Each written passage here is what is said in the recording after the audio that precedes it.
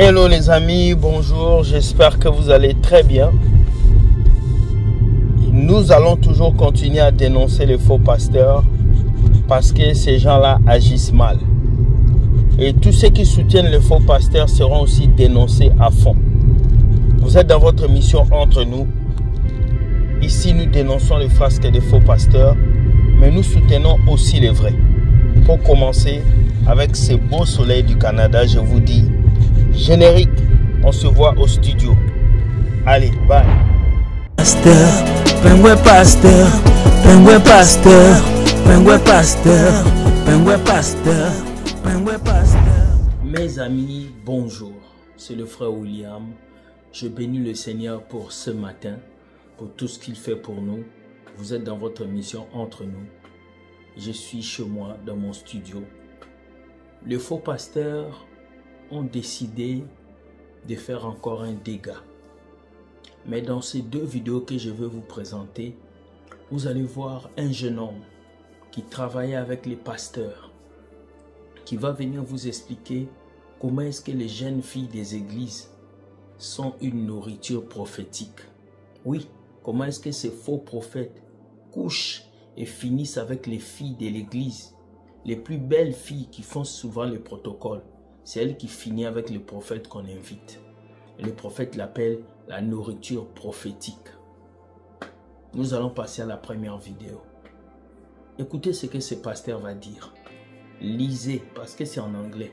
Aujourd'hui, vous allez apprendre l'anglais, parce que tout ce que j'apporte aujourd'hui, c'est l'anglais. Ce pasteur dit que Dieu n'aime pas les pauvres. Dieu ne sent pas l'odeur des pauvres. Dieu aime les riches. Écoutez-le. If I tell something, it will baffle you. Jesus never visited any poor person in the house. Read your Bible. That means he hates poverty. Check. He visited Lazarus. They were not poor. They were giving him food. He visited a sinner called Zacchaeus, who was rich. Tell me one poor man Jesus entered his house. He hates poverty. That's the meaning. He hates people who are poor. Ce pasteur a dit quoi? Dieu n'aime pas les pauvres. Donc lui, pour que Dieu t'aime, tu dois être riche. Pour que Dieu t'aime, tu dois avoir une voiture. Pour que Dieu t'aime, tu dois avoir une villa. La chrétienté n'est pas synonyme des biens de ce monde. La chrétienté est synonyme de la crainte de Dieu. Voilà pourquoi vous voyez tous ces pasteurs, ils passent leur vie à vous prêcher un évangile marketing. Crois au Seigneur Jésus, tu vas voyager. Crois au Seigneur Jésus, tu auras un mari. Où est-ce que Jésus a prêché cette parole dans la Bible? Non. Jésus s'est concentré sur le salut, la vie éternelle. Mais ces pasteurs viennent vous prêcher toujours des bêtises. Nous allons aller lire un passage dans la Bible. Lorsque Jésus même a dit, Matthieu 8, verset 20, le Fils de l'homme. Jésus lui répondit, les renards ont des tanières et les oiseaux du ciel ont des nids. Le Fils de l'homme, mais le Fils de l'homme n'a pas où reposer sa tête. Et Jésus lui dit, les renards ont des tanières et les oiseaux du ciel ont des nids. Mais le Fils de l'homme n'a pas où reposer la tête. Jésus n'avait pas de villa. Jésus n'avait pas de voiture. Jésus n'avait rien à part sa tunique. Regardez l'histoire de Jésus. Jésus n'avait pas un palais où rester. Il pouvait dire, je suis le Fils de Dieu, je veux un palais. Il n'était pas quelqu'un de luxueux.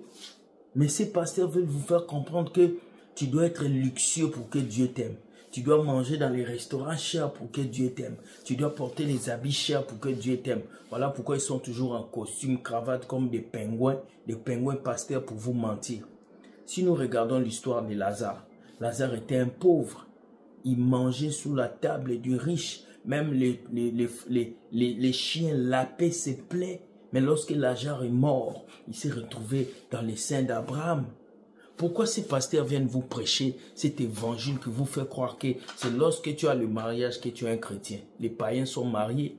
C'est lorsque tu as une voiture que tu es un chrétien. Les païens ont des voitures. C'est lorsque tu as une maison que tu es un chrétien. C'est faux. Les païens ont des maisons. Ce n'est pas les choses de ce monde qui qualifient la présence de Dieu dans ta vie. Ce qui qualifie la présence de Dieu dans ta vie, c'est la crainte que tu as pour Dieu. C'est ça qui qualifie la présence de Dieu. Triste réalité. Deuxième vidéo. Écoutez ce que ces jeunes hommes vont vous dire. Quand les prophètes viennent dans les églises, lorsque le prophète est en train de prophétiser, il voit une très belle femme de l'église. Même si ce prophète est marié, il va dire à son équipe, voici de la bonne nourriture prophétique. La bonne nourriture prophétique. Dès qu'il dit ça, le pasteur de l'église ou la mafia religieuse, ils vont tout faire. Ils appellent ça la nourriture prophétique. Regardez ce que ces garçons vont dire. Et peut-être que les filles qui sont passées par les prophètes, vous allez comprendre. Vous allez comprendre. Écoutez. In fact, before I became a pastor, I worked with a lot of prophets, pastors who travel from one place to another and all of that. And these are pastors or prophets who were married, have children. But whenever we get to any program, any crusade or any church or a church program and all of that, when the prophet is preaching, pay attention to this. When the prophet is preaching, if there is a beautiful woman, beautiful lady sitting in front, they have a way of passing a message to their mafia boys that this one is needed. Let me shock you. What they call these beautiful girls is prophetic food. Oh, shit. Prophetic. All right. Yeah, So, I think I know that. while they are preaching, they will tell their boys with microphone that this is a prophetic food. The entire congregation would not know what they are talking about. But the mafias know that, okay, Signal sent. signal sent. At the end of the She program, must they not will go. rush you as a lady and tell you that the prophet has asked for a private counseling. With you. You will be happy as a lady. All right. And when you come to the private counseling, you are in the presence of holiness, a powerful prophetic commander. Fire. All right. So when they begin to talk to you, you will feel privileged that this is an anointed man of God who is telling you that according to the instruction of the Holy Spirit, he have to sleep with you. You will feel privileged and lose your senses. Yes, for so thing to happen. I'm telling you that this is even for the married and the single. All right. In fact, it is more with the married ladies. Okay. Now, another code name they give to stuff like condom, for example, is called angel of escort. Jesus. All right. So if the prophet want me to bring a condom for him, hey, please, I need angel of escort. Message passed. Message passed. In fact, one of the prophets currently, the boy, still holds a program, an annual program. You know him. I talked about him on my Facebook page yesterday. Not on my page, on the comment section. Okay, every year, the end of every year, between November and December, he holds a program. He titles Angel of Escort. People don't know how that name came about. All right, so when I saw Papa, Angel of Escort, people will think it's angels that escort them to. But how that name came about, they don't know.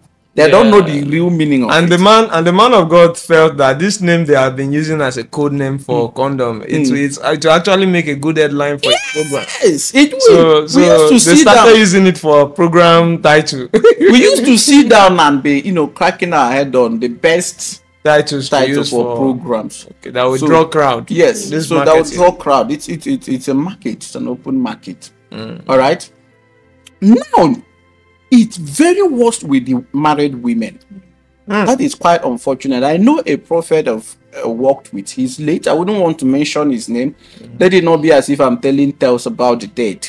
Okay. But this man was called a commanding commander.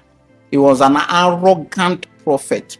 In fact, to show you, to tell you how powerful this man is, when Goodluck was the president, he commanded Goodluck to come to his church, or otherwise he will not pray for Good Luck Jonathan's brother. Okay, the one that was sick that time. That was sick. Okay. Good Luck had to go there. All right. So this man was a very arrogant man. When you come to him to tell him that you're having challenges with, you know, the fruit of the womb and all of that, he will invite you for a private counseling. When you come, he will tell you that according to the instruction of the Holy Spirit and as a prophetic commander, he's offering you the privilege to have a test of his holy. This is getting interesting.